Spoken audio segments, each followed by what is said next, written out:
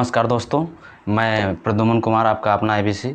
आज मैं आप लोगों को विश्वविख्यात लेखक डेल कार्नेगी की पुस्तक how to win friends and influence people की अध्याय 10 को आप लोगों को पढ़ के सुनाऊंगा।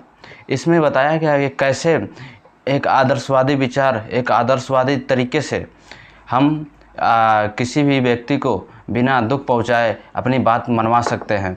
मैं जानता हूं दोस्तों, आप लोगों में से कितने लोगों का क्वेश्चन यह भी होगा कि क्या यह विचार बिजनेस में काम आएगा। जी हाँ, बिजनेस में बिल्कुल काम आएगा, बल्कि यह बिजनेस के लिए ही है।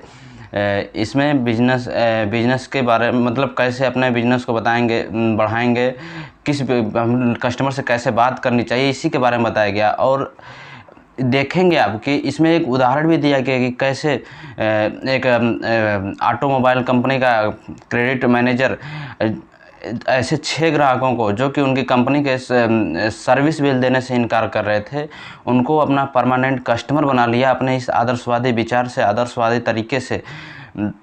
और उसके बाद वे बाद में जाकर उनसे कार भी खरीदते हैं। इसी तरह एक उदाहरण एक मकान मालिक का है कि एक मकान मालिक जिसका नाम फेरेल था, उसका एक किराएदार बहुत ही चिड़चिड़ा था। वह अपने मकान का पिछले कुछ महीनों का किराया देने से भी इनकार कर रहा था, लेकिन कैसे उस मकान मालिक ने, फेरेल ने, वो किराया अपने आदर्शवादी विचार और आदर्शवादी तरीके से बात करके उस आदमी से वसूल भी लिया और उसे अपना परमानेंट किराएदार भी बना लिया, और वह खुशी खुशी रहने लगा। और जबकि उसके पास पूरा मौका था कि वह एक कंप्लेन करे, पुलिस कंप्लेन के थ्रू अपना किराया वसूल सकता था, लेकिन उसने ऐसा नहीं किया। चलिए आगे कहानी को पढ़ते हैं। क्या यह आदर्शवादी तरीका बिजनेस में भी काम करता है? आइए देखते हैं। ग्लेनोल्डन, पेंसिल्वेनिया में फेरेल मिशेल कंपनी के हैमिल्टन जे फेरेल का उदाहरण लेते हैं।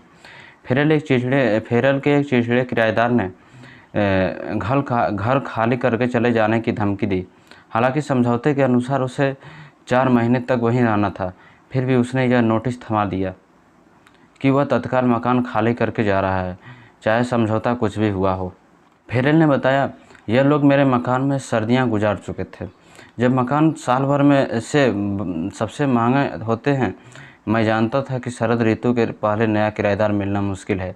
मैं साफ देख सकता था कि किराए की मेरी सारी आमदनी डूबने वाली है, और यकीन मानिए मैं बुरी तरह पगला गया था। आमतौर पर मैंने यह किया होता कि मैंने उसके पास जाकर उसे लीज के समझौते को फिर से पढ़ने की सलाह दी होती। मैंने यह बताया होता कि अगर उसने मकान खाली किया तो उसे पूरा किराया एकमुश्त चुकाना पड़ेगा, और मैं कानूनी तरीक़ों का इस्तेमाल करके उससे पैसा वसूल कर सकता था, और मैं यही किया भी होता। परंतु मैंने गुस्से में आकर विवाद बढ़ाने के बजाय दूसरी तकनीक का इस्तेमाल करने का निश्चय किया। मैंने कहा, मिस्टर डो, मैंने आपकी बात सुन ली है, और मुझे जब यकीन भी नहीं हो रहा है कि आप मकान खाली करना चाहते हैं। वर्षों तक किराए पर मकान देने के कारण मुझे मानव स्वभाव का काफ़ी ज्ञान हो चुका है। आप जब यह मकान लेने आए थे तभी मैंने यह देख लिया था कि आप अपने वादे के पक्के इंसान हैं। मुझे यह अब भी यही लगता है, इसलिए मैं आपके सामने जोखिम भरा प्रस्ताव रखना चाहता हूँ। यह है मेरा प्रस्ताव, इस पर कुछ दिनों तक विचार कीजिएगा, फिर मुझे जवाब दीजिएगा। अगर आप पहली तारीख तक आकर मुझसे यह कहेंगे कि आप अब भी मकान छोड़ना चाहते हैं, तो मैं आपसे वादा करता हूँ कि मैं आपके निर्णय को अंतिम मान लूँगा, और मैं यह आपको जाने दूँगा, और मैं यह मान लूँगा कि आपके प्रति मेरे मन में जो विचार थी, जो धारणा थी, वह गलत थी। परंतु मेरा अब भी विश्वास है कि आप अपने वादे के पक्के हैं और आप समझौता का पालन करेंगे। हम या तो आदमी हैं या फिर बंदर, और विकल्प चुनना आमतौर पर हमारे अपने हाथ में होता है। अगले महीने वह किराएदार आया। उसने मुझे खुद किराया दिया। उसने कहा कि उसने और उसकी पत्नी ने इस बारे में चर्चा की और रुकने का फैसला किया। वे इस निष्कर्ष पर पहुँचे कि अपने सम्मान को बचाए रखने का उनके पास यही इकलौता तरीका था कि वे लीज की शर्तों के अनुसार चलें। इसी तरह एक ऑटोमोबाइल कंपनी के 6 ग्राहकों ने अपना सर्विसिंग बिल चुकाने से इनकार कर दिया, किसी भी ग्राहक ने पूरे बिल पर आपत्ति नहीं उठाई थी, परंतु सभी का यह कहना था कि उन्हें ज़रूरत से ज़्यादा बिल दिया गया था। बिल के कार्ड पर हर ग्राहक के हस्ताक्षर थे, इसलिए कंपनी जानती थी कि उसका दावा सही था और कंपनी ने यही बात ग्राहकों को पत्र में लिखकर भिजवा दिया। यह पहली गलती थी। क्रेडिट डिपार्टमेंट के आदमियों ने वसूली के लिए यह कदम उठाए। आपको क्या लगता है कि यह सफल हुए होंगे? कंपनी के एजेंट हर ग्राहक के घर गए और उन्हें साफ साफ बता दिया कि वे उस बिल की वसूली के लिए आए हैं जिसका भुगतान लंबे समय से अटका हुआ है। उन्होंने यह स्पष्ट बता दिया कि कंपनी पूरी तरह से सही थी, इसलिए ग्राहक पूरी तरह से गलत था।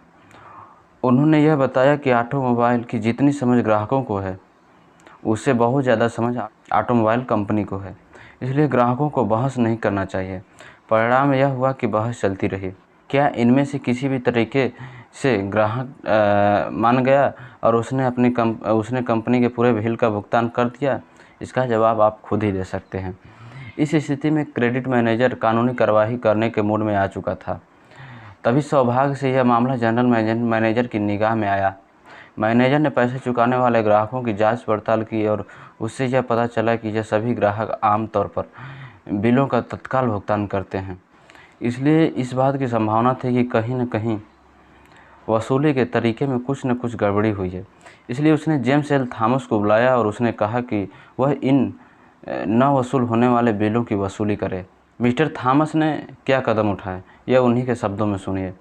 हर ग्राहक के पास मैं भी एक पुराना बिल वसूल करने गया था, एक ऐसा बिल जिसके बारे में हम जानते थे कि हम पूरी तरह से सही हैं, परंतु मैंने इस बारे में एक भी शब्द नहीं कहा। मैंने बताया कि मैं यह जानने आया हूं कि कंपनी ने उनके लिए क्या किया या क्या नहीं किया। मैंने यह स्पष्ट कर दिया कि जब तक मैं ग्राहक को पूरी तरह नहीं सुन लेता, तब तक मैं इस बारे में अपनी राय नहीं बना सकता। मैंने उसे बताया कि कंपनी हमेशा सही नहीं होती और कंपनी से भी गलतियां होती हैं। मैंने उसे बताया कि मेरी रुचि केवल उसी कार में थी और वह अपनी कार के बारे में जितना जानता है उतना दूसरा कोई नहीं जानता। अपनी कार के मामले में वह सबसे बड़ा विशेषज्ञ है। मैंने उसे बोलने दिया और मैं पूरी रुचि और सहानुभूति से उसकी बात सुनता रहा। यही उसे चाहिए था। आखिरकार जब दोस्ताना माहौल बन गया तो मैंने पूरे मामले को उसके विवेक और उसकी अंतर्मात्मा पर छोड़ दिया। मैंने आदर्शवादी कारणों का सहारा लिया। मैंने कहा, पहले तो मैं आपको बताना चाहता हूं कि मुझे लगता है कि कंपनी ने इस प्रकरण को ठीक से नहीं संभाला। कंपनी के लोगों के कारण आपको बहुत परेशानी और असुविधा उठानी पड़ी। ऐसा नहीं होना चाहिए था। मैं अपनी कंपनी की तरफ से माफ़ी मांगता हूं। अभी तक की चर्चा में मैं जान गया हूं कि आप में काफ़ी धैर्य और समझ है, इसलिए मैं आपसे यह एक मदद चाहता हूं। दूसरा कोई भी आदमी यह काम आपसे बेहतर तरीके से नहीं कर सकता, क्योंकि इसके बारे में आप किसी भी दूसरे आदमी से ज़्यादा जानते हैं। यह रहा आपका बिल। मैं आप पर भरोसा कर सकता हूं, इसलिए मैं यह आप पर ही छोड़ देता हूं कि आप हमें कितना भुगतान करें। यह आपका बिल है और आप इसमें से जितनी राशि का भुगतान करना चाहें कर दें। आपका फैसला हमें मान्य होगा। क्या ग्राहक ने बिल की राशि पूरी नहीं चुकाई और ऐसा करने में उसे रोमांच का अनुभव भी हुआ। बिल की राशि $150 से $400 थी, परंतु क्या ग्राहक ने स्वार्थपूर्ण रवैये का परिचय दिया? हाँ, उनमें से एक ने ऐसा ही किया।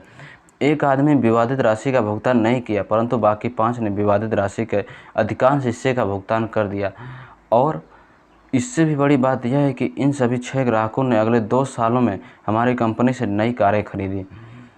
थॉमस का कहना है, अनुभव ने मुझे यह सिखाया है कि जब ग्राहक के बारे में हासिल न हो सके तो यह मानना उचित है कि वह ईमानदार है, गंभीर है, सच्चा है और बिल का भुगतान करने का इच्छुक है।